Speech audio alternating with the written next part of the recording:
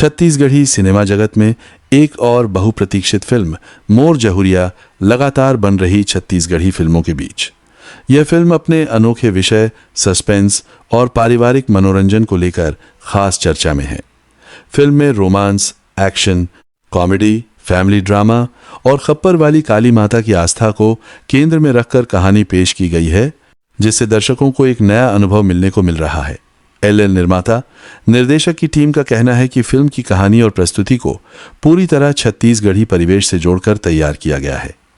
मोर जहुरिया 29 मई 2026 से छत्तीसगढ़ के सभी सिनेमाघरों में प्रदर्शित हो चुकी है।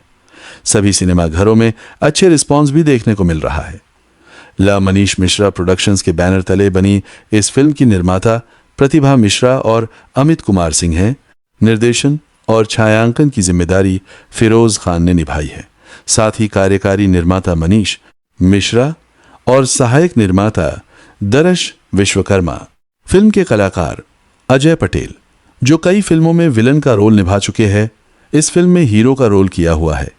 शालिनी विश्वकर्मा, अमृता कुशवाहा, पुष्पेंद्र सिंह, धर्मेंद्र चौबे, शैलेंद्र भट्ट, राजेश पांड्या, लतीश भांगे, गायत्री निषाद, हेमलाल कौशल, उपासना वैष्णव, उर्वशी साहू और फिल्म की पूरी टीम को उम्मीद है कि मोर जहुरिया दर्शकों का भरपूर मनोरंजन करेगी और छत्तीसगढ़ी सिनेमा को नई पहचान दिलाने में सफल होगी।